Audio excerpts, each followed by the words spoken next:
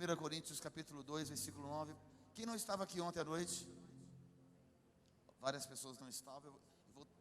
Vou só pincelar algumas coisas que eu falei ontem, para a gente dar sequência na palavra dessa noite. Amém? 1 Coríntios capítulo 2, versículo 9. Eu vou ser rápido porque são 10 páginas de estudo. Nós vamos trabalhar muito essa noite a palavra. Amém? Diga ao teu irmão, se você não tiver fundamentos na palavra, diga para ele. Se você não tem fundamentos na palavra, o óleo vem e para. Então precisamos ter fundamentos, para que o óleo não somente desça, mas ele escorra por toda a nossa vida. 1 Coríntios capítulo 2, versículo 9 diz: mas como está escrito, as coisas que o olho não viu, que o ouvido não ouviu, e não subiram ao coração de homem, são aquelas que Deus preparou para aqueles que o amam. E Deus nos revelou pelo seu Espírito, porque o Espírito penetra as coisas de Deus. Eu falei ontem sobre, não sei se você se lembra, Miqueias 6, versículo 6, versículo 7. Nós falamos sobre como apresentarei diante do Senhor, através de sacrifícios, através até da entrega do meu próprio primogênito. Na verdade, algo desesperador. Aí eu quero que você marque uma palavra, guarda no teu coração. Uma dica para você: orações desesperadas, entregas arriscadas, corações rasgados, honram a Deus e abrem os céus para uma nova dimensão de revelação. Orações desesperadas, entregas arriscadas, corações rasgados, honram a Deus e abrem os céus para uma nova dimensão de revelação. Todos entenderam? Não entenderam? Orações desesperadas. Meu querido, nós temos 20 páginas aqui para correr hoje. Vamos lá. Orações desesperadas, entregas arriscadas, corações rasgados, honram a Deus e abrem os céus para uma nova dimensão de revelação. Todos entenderam? O que eu quero dizer, lembrando, por exemplo, Ana, lembra de Ana e Samuel? Desesperada. Ela fez uma oração desesperada. O seu coração deve estar de tal forma como de Ana, sempre entregando e sempre entendendo. Gente, silêncio, vamos lá. Moisés falava e Deus respondia lá no monte. Eu falei sobre o monte. O diálogo de Moisés e Deus, quem se lembra? Os trovões e relâmpagos, falei sobre isso, lembra? Os trovões e relâmpagos que aconteceu no monte. O diálogo entre Moisés e Deus gerou fundamentos. Diga para o teu irmão, o seu diálogo com Deus gerará fundamentos na sua vida cristã. Precisamos então dialogar com Deus, tá certo?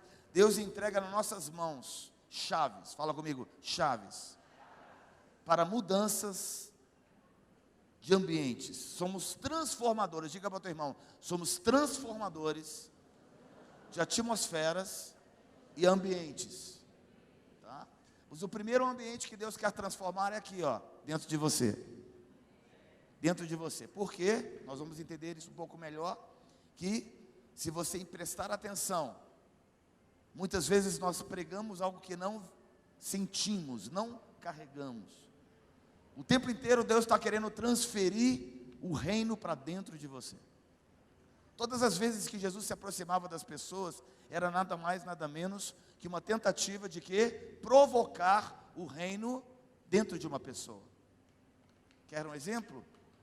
Ele chegou caminhando, ele viu uma figueira, olhou e não encontrou figos, e não era época de figos. Puxa, eu espero encontrar figos numa época de figos. Sabe de uma coisa, um homem preparado por Deus tem frutos todos os tempos da sua vida. E Deus o tempo todo está provocando algo para que você produza frutos dignos de arrependimento e dignos de transformação no reino. Então Deus está agora, nesse exato momento, Ele te trouxe a esse lugar para provocar o reino dentro de você. De tal forma, obrigado, de tal forma, queridos, de tal forma, que independente da sua estação, você vai produzir frutos.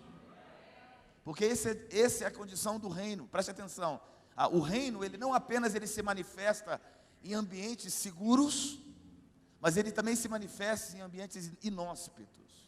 É muito mais fácil eu manifestar o reino no ambiente onde nós estamos vivendo um avivamento, certo?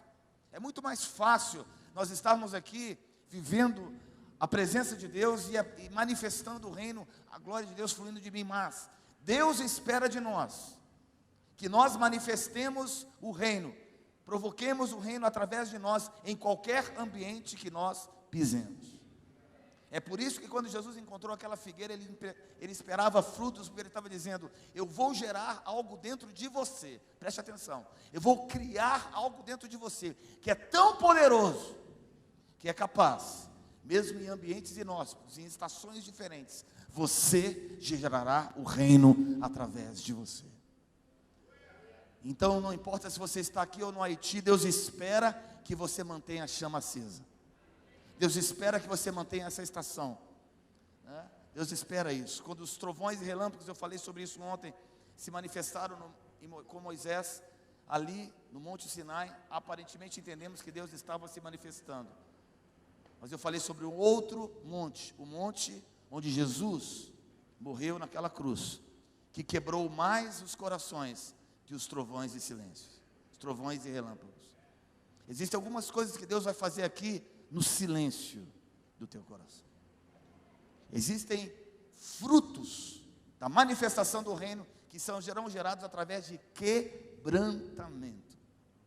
Não vai ser na gritaria, não vai ser rodando, vai ser uma palavra que vai abrir a chave do teu coração. É por isso que você tem que escrever, é por isso que você tem que estar consciente, que você tem que estar prestando muita atenção durante os sinais, porque há uma chave que vai abrir o teu coração. Que a primeira nação que você vai alcançar é o seu coração. Porque muitos corações vieram aqui trancados. Muitos corações aqui não conseguem produzir frutos nem na sua própria estação, quanto mais em estações inóspitas. Então o Senhor vai reinar dentro do seu coração de tal forma que Ele vai te ensinar a gerar a manifestação da presença nos ambientes propícios e inóspitos. O reino de Deus muitas vezes se manifesta no silêncio. O que eu quero dizer para você essa noite é que conhecer a Deus é o segredo de sempre produzir frutos. Falei muito sobre o reino de Deus se estende de uma pessoa a outra, certo? Falei sobre verdade ontem. Falei sobre a corrida. Quantos se lembram da corrida de Paulo? Estou dando uma pincelada para a gente entrar na mensagem de hoje, tá? A corrida de Paulo foi aquela o quê? A corrida onde ele esmurrava o seu próprio corpo para não se encontrar desqualificado, pregando o evangelho e sendo ele mesmo desqualificado. Quantos se lembram disso? 1 Coríntios capítulo 9, versículo 24 a 27 diz: não sabeis vós que correm no estádio, todos na verdade incorrem, mas só um leva o prêmio. Correi de tal forma que alcanceis.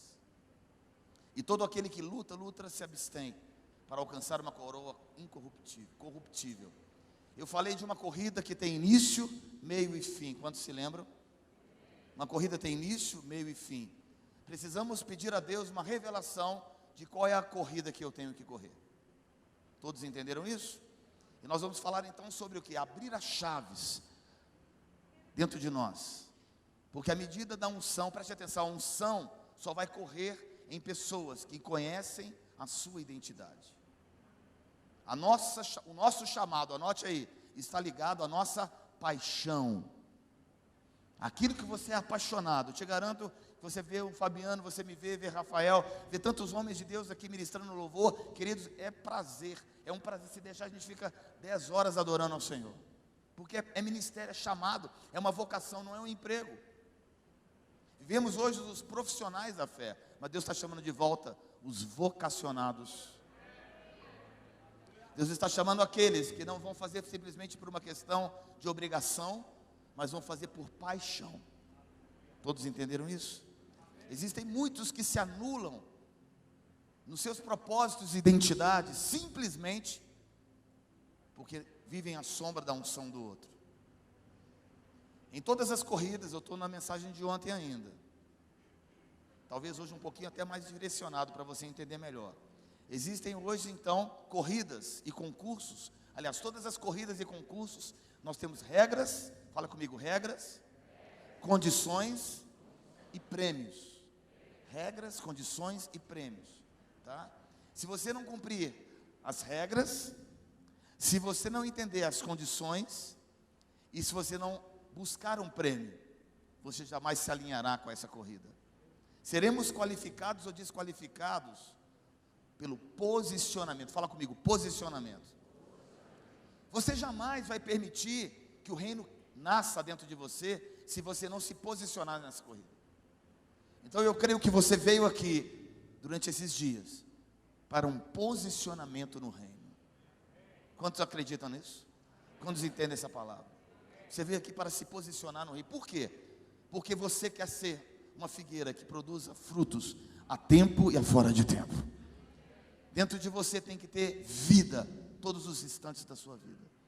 Deus vai trazer o reino para dentro de você.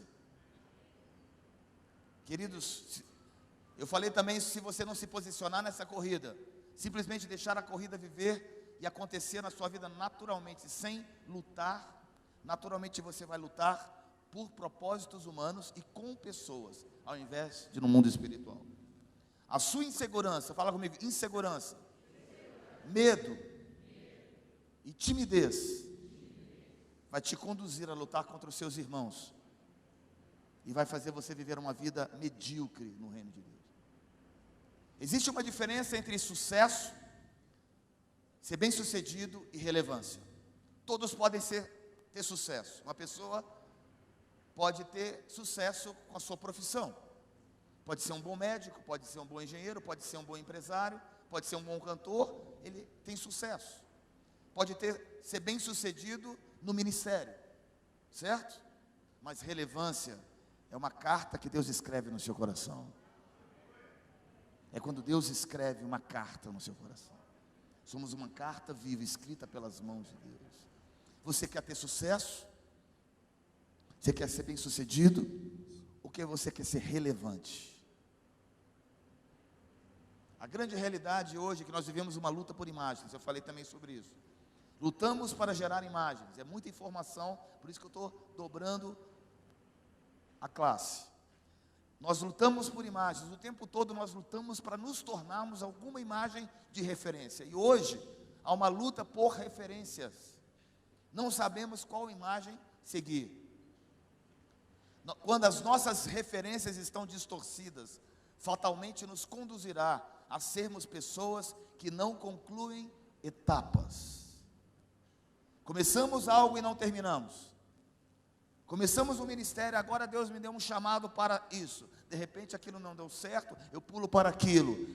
Eu comecei algo e nunca termino. Você sabe aquela pessoa que começa algo e não termina?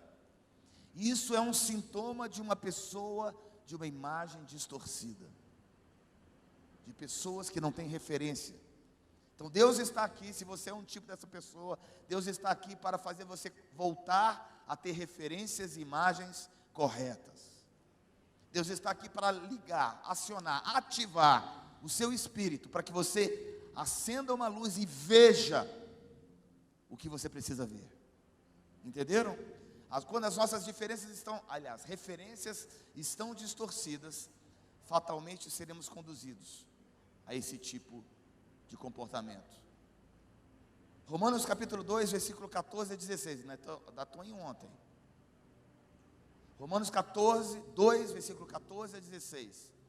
Porque quando os gentios, que sem lei, fazem naturalmente as coisas que são da lei, e não tendo eles a lei para si mesmo, mostram uma lei escrita no seu coração. Eu não falei sobre isso ontem.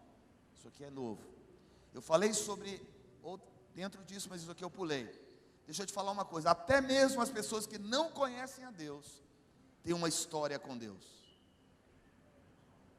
Até mesmo uma pessoa ímpia, até mesmo um índio lá no meio de uma tribo do Amazonas, que não conhecem a Deus, nunca ouviu falar de Jesus, até essas pessoas Deus escreveu no seu coração a eternidade, que naturalmente diz em Romanos, fazem e têm uma consciência. Sabe o que Deus quer fazer aqui durante esses dias na sua vida? Redimir a sua consciência. Nós precisamos, como brasileiros, ter a nossa mente redimida como consciência do que é certo e errado. Precisamos ser redimidos no nosso parâmetro de o que é certo e errado, porque tudo se tornou relativo. Mas a palavra de Deus é